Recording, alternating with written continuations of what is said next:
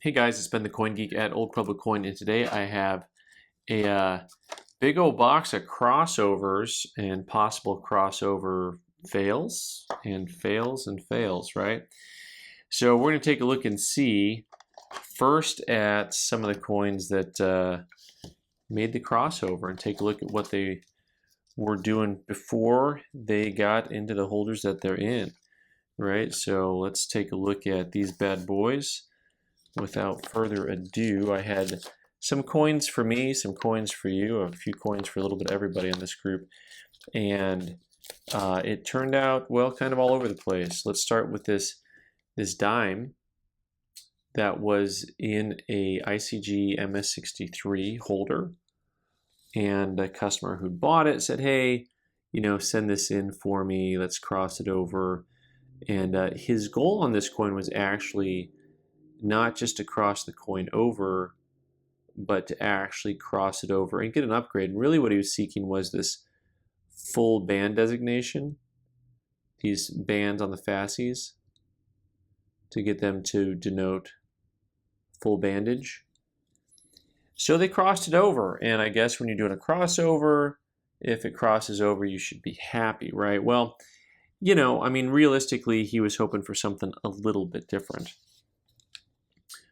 Similar, we've got this coin here, AU53, 82 over S. This is a cool variety that a lot of people like. Anytime you see an 82, I always tell people to look at the O and see if you can see that thing in the middle.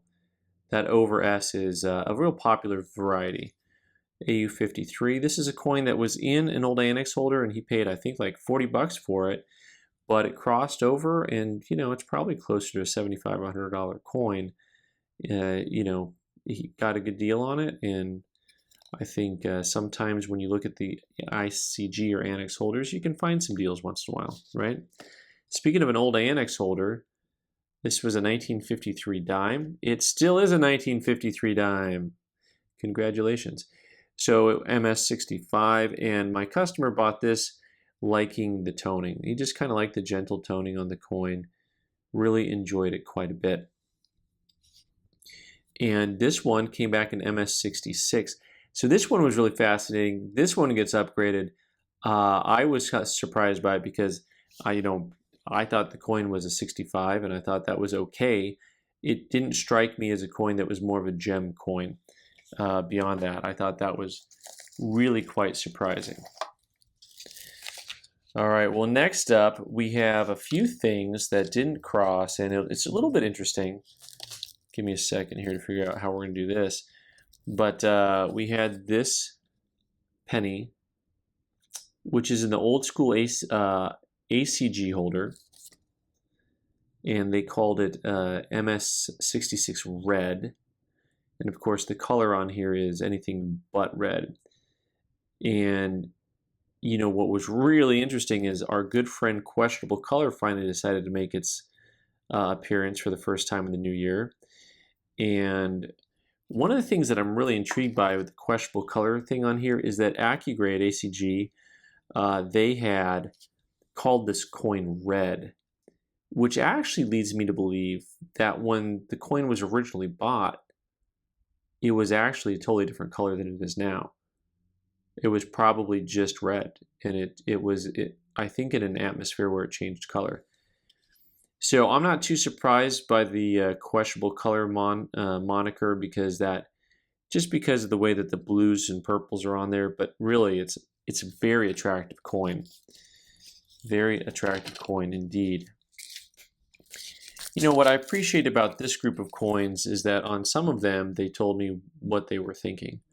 And then I didn't appreciate the fact that they didn't tell me on other coins, but So I've got this three-legged buffalo. I had a little herd of these guys, and I was going to cross this one over because I liked it, and I thought VF35. I'll just go ahead and cross it over into PCGS. And PCGS says, no, it's cleaned. And, so I just look at this and I say, no, you're wrong. But, whatever. It's... Anyway, I'm not going to get into the details on arguing cleaning on this coin right now, but overall, this is a really nice coin, and I bought it in its holder because it's a nice coin. I wouldn't have bought it if I didn't like it. So we'll call that a fail. I don't know what type of fail we're going to call some of these things. So next up are some coins that are really extremely impressive coins. You know, I'm thankful for the opportunity to handle these coins. So this 1818 large cent is the old PCI holder graded MS62. You know, and it's got really lovely color, and it's they called it red and brown, and it actually is from the Eliasberg collection in 1996.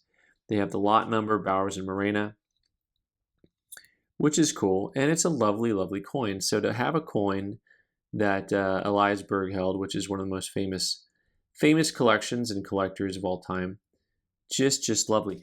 The thing that bothered me, now these are the coins that I thought were the most important in the entire set, was that they just said did not cross, and they didn't say why they didn't cross. And for me, you know, I can only speculate that they're calling this coin red and brown, and PCGS would only call it brown because it's not red enough for them. That is just raw speculation on my part. There is a chance that they wouldn't call it a 62 because they didn't like this spot on the coin by the star, but the rest of the coin is just stunning. What a beautiful coin. And then last but not least, similar, didn't tell us why, also Eliasberg from the same sale, MS64 red and brown. And I mean, I wish all of my large cents could look like this. You know, the 1818, once again, I understand there's a little spot on it. Maybe it's the red and brown issue, but I just kind of thought, there's a little spot on this coin too, but it's really minor, and it doesn't look like it's an active spot. But to call this coin, to not cross this coin, I thought was pretty silly. I mean, for anyone who has or likes large cents, you know, this is the type of thing that really, I don't know if I'm going to blind everyone out here. Maybe I'll blind myself out. Anyway, I'm just messing around now. But the luster and color on this coin was really spectacular. So anyway, I was very disappointed, as was my customer, because, you know, they're really great coins, and for them to not cross over is just a shame. All right, guys, thanks so much for watching. I've been the Coin Geek. You can subscribe by clicking on the button in the corner and watch more videos on the right side of the screen. Thanks.